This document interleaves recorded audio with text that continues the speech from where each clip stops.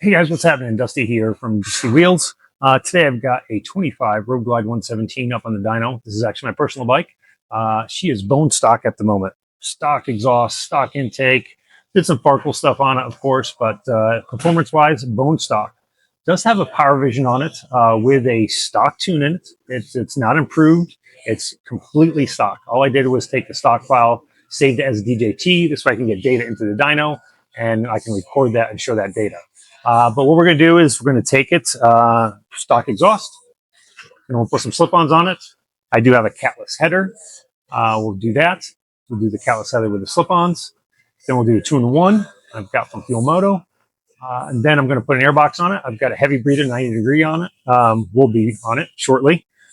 And then I'll put some cams in it. You know, you see a lot of guys out there that say, oh, this cam makes this cam makes that. They can't really compare the two because it's not the same bike on the same dyno. So I want to see that data mostly for myself, but hopefully share it with you guys and see what's out there. So I do have a Star M28. I've got a Woods 22XE. I have a CR484, and I've got an SE511. So I want to do those 4 cams. Those seem to be the most popular. Might be some others I throw in afterwards, but I do have those on here, and I'm going to do those probably, you know, one a day, one every other day, whatever it may be. But I want to see that data for myself. I can then convey that data to you guys and see which one is the best for you. And as we go through this, I'm not going to do a complete tune on the exhaust stuff. I will do, you know, clean it up as need be, you know, to show the 100% runs. And we'll probably do a 30% and a 60% run also. As you cruise around, obviously you're mostly around, you know, 25, 30% cruise. So I think that's important to show that kind of data to see if there's any gains in that area. And we'll get it dialed in with each cam. This way I'll have a tune for each cam after that. And then if we pick up any other little pointers or tips, we'll show that along the way. So stay tuned.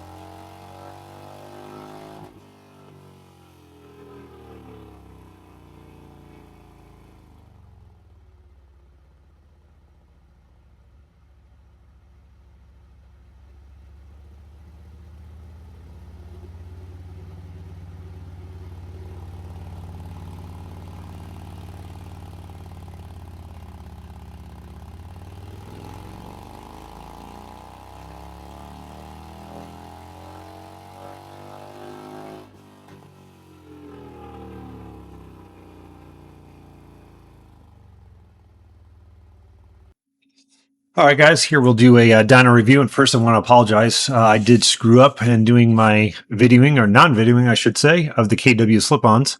I did not get any video of that on the dyno, so I apologize. But it was the KW slip-ons with the perf core on it. And good sound, nothing dramatic over stock, but definitely a little bit to be had here, and as I'll show you. So right here we've got stock run, 97 horsepower, 120 torque with the slip-ons, 99 horsepower, 122 torque, And then this is the slip-ons with no cat. So it was a stock header with the cat removed.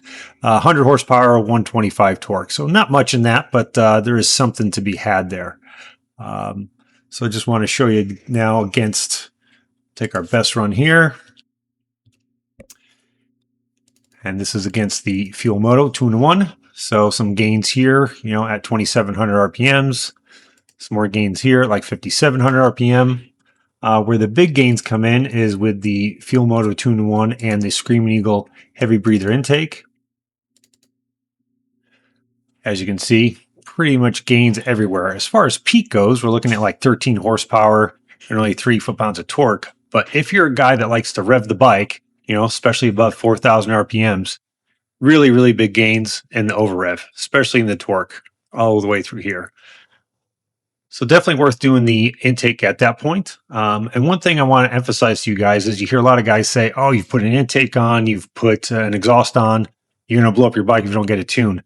As much as I would love for that to be the case because I would be busier, it's really just not the case. If you look at the dyno graph of this bike, here is, this is with the slip-ons and catless header. You can see this is the stock tune. I did not adjust anything in the fueling, nothing in the timing. And as you can see, it goes quite rich.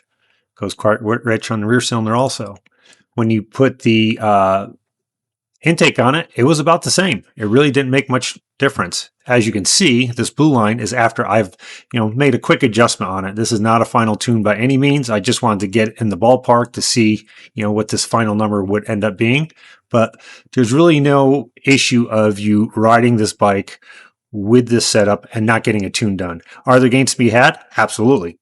Drivability, rev limits, torque limits, all that kind of stuff. Fans if you want. But as far as hurting the bike, not the case. Okay, and here's 3 runs with the bike at 30% throttle. So again, we've got stock improved. So all stock, more or less. This is with the slip-ons. And this is with the Fuel Moto 2-in-1. Again, gains over stock at partial throttle. Definitely worth, the performance there. And then if you look at the AFR, again, no changes at all in this one at 30%. Not on the Fuel Moto run, nothing. This is just the stock fueling at 30%. And yes, is it lean here? Absolutely. The thing is in closed loop in this area. So the O2 sensors are correcting in this area and will continue to correct whatever you put on it up to a certain extent, of course, as far as the closed loop trims can do. And then up top, well within the safe range. No biggie there at all. And then if you look at it again, 60%.